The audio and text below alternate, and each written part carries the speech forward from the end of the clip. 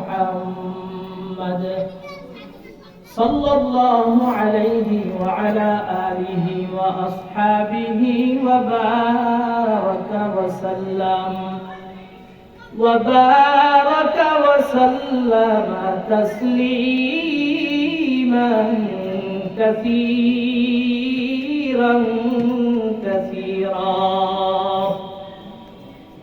الذي أرسله بالحق بشيرا ونذيرا وداعيا إلى الله بإذنه وسراجا منيرا. فقد قال الله تعالى في كلامه المجيد وفرقانه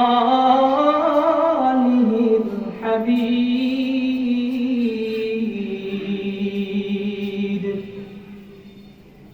أعوذ بالله من الشيطان الرجيم.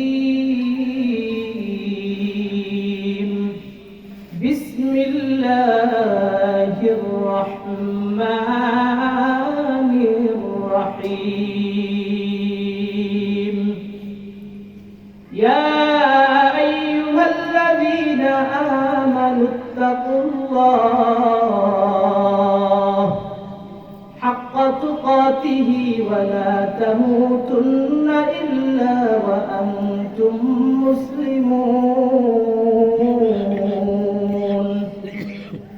وقال النبي صلى الله عليه وسلم: لا طاعة لمخلوق في معصية الخالق،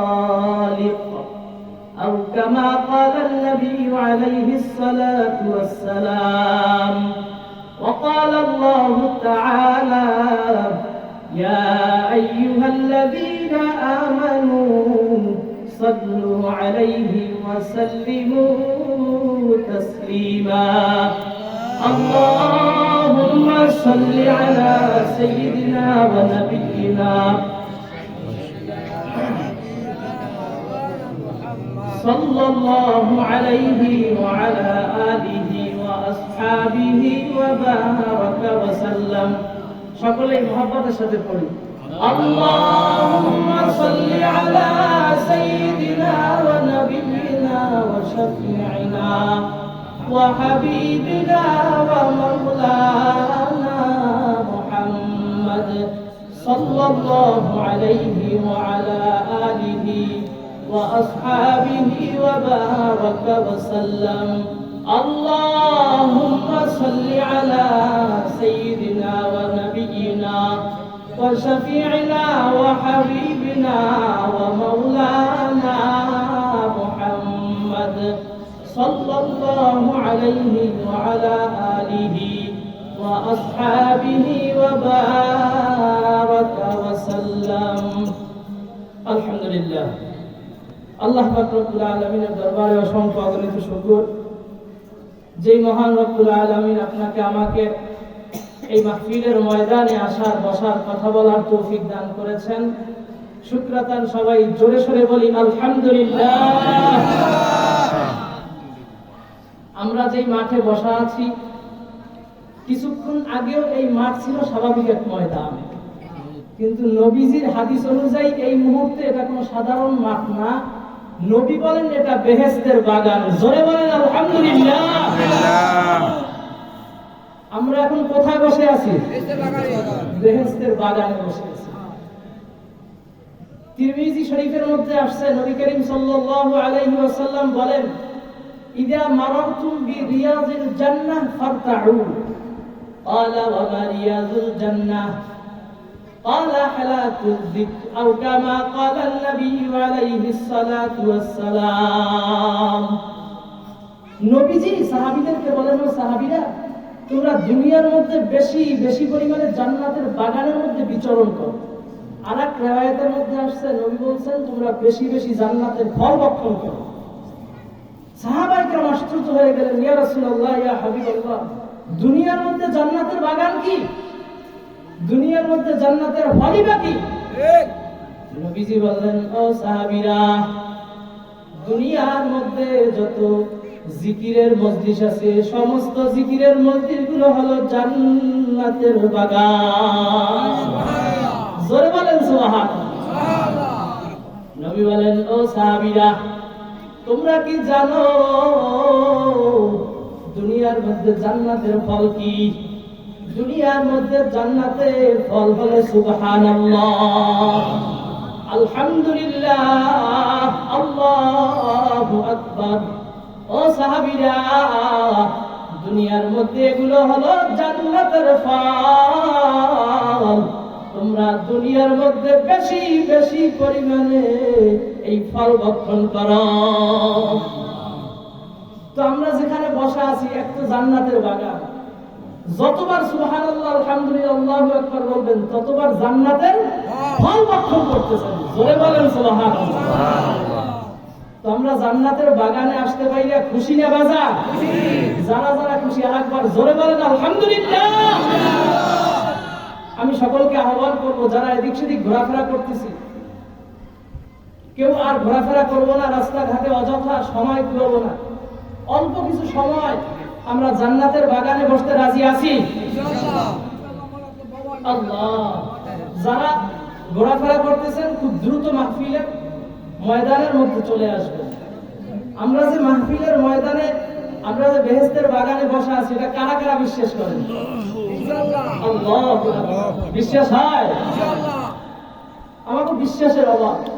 আল্লাহ পাক রব্বুল আলামিন পবিত্র কোরআনে বলেন, ওয়ামান ইয়াতাওয়াক্কাল আলাল্লাহ ফাহুয়া হাসবুহ।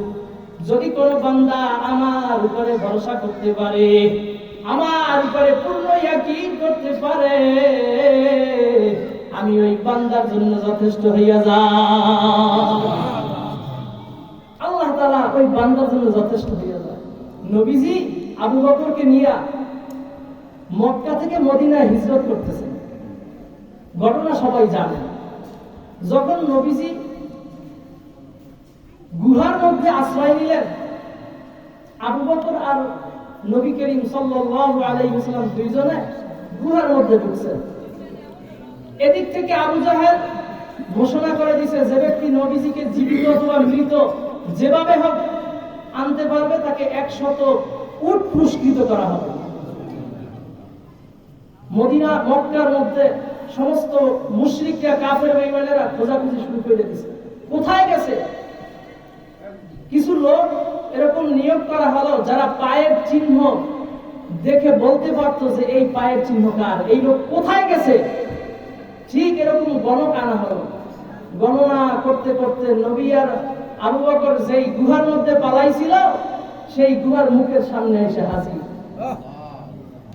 এইবার গণক বলতেছে, ও আরবের মুশরিকেরা শোনো, আরবের লিডার তোমরা শোনো, আমার যদি পাগল বা মাথা খারাপ না বলো, তাহলে আমি বলি আবু বকর আর মুহাম্মদ এই গুহার মধ্যে পালাইছে। জোরে বলেন সুবহানাল্লাহ।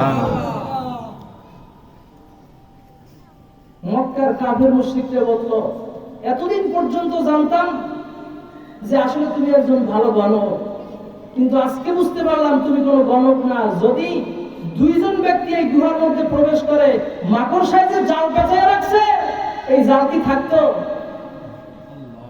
তারা উপরে বসে কথা বলতেছে, নবীজি আর আবু বকর শোনে কি শোনে না? আবু বকর কচি পাতা বাতাস লাগলে যেভাবে কাঁপে, আবু বকর থরথর থরথর থরথর করে কাঁপে। নবী বলতেছেন, আবু বকর তোমার কি বাড়ির কথা মনে পড়ে গেছে নি? ও আবু বকর তুমি কেন কাঁপতেছো? তোমার চোখ বাইয়া বাইয়া কেন পানি পড়ে? আবু বকর বললেন, ইয়া রাসূলুল্লাহ, ইয়া হাবিবাল্লাহ, আমি আবু বকরের বাড়ির কথা মনে পড়ে নাই, আমি আবু বকরের সন্তানের কথা মনে পড়ে নাই। ইয়া রাসূলুল্লাহ, ইয়া হাবিবাল্লাহ, কাফের মুশরিকরা যদি গুহার মুখ থেকে প্রবেশ করে আমাদেরকে ধইরে ফেলাইবে। আমি আবু বকর দুনিয়া থেকে চলে গেলে কিছু হবে না, আপনি যদি আজকে ধরা পড়া যান ইসলাম এখানেই শেষ হয়ে যাবে। নবী বলেন, আবু বকর তুমি কাইপো না, তুমি মনে করছো আমরা দুইজন? লা তাহজান ইন্নাল্লাহা মা'ানা। ও আবু বকর ভয় পাইও না, এখানে আমরা দুইজন না, আমাদের সাথে আল্লাহ আছে। আবু বকর ভয় পাইও না। আবু বকরের ভয় থামে। নবীজি বললেন, আবু বকর যদি কাফের মুশরিকরা গর্তের এই মুখ দিয়ে প্রবেশ করে, আমরা গর্তের অন্য মুখ দিয়ে বাড়ি হয়ে যাব, কাফের বেঈমানেরা আমাদের ধরতে পারবে না। আবু বকর বললেন, ইয়া রাসূলুল্লাহ, ইয়া হাবিবাল্লাহ, আপনি এই গর্তের মধ্যে কখনো প্রবেশ করেন নাই। এই গর্তে আমি কয়েকবার প্রবেশ করেছি। এই গর্তের মুখ হলো একটা, যেই মুখ দিয়ে প্রবেশ করা হয় ওই মুখ দিয়ে আবার বের হতে হয়। নবীজি বললেন, আবু বকর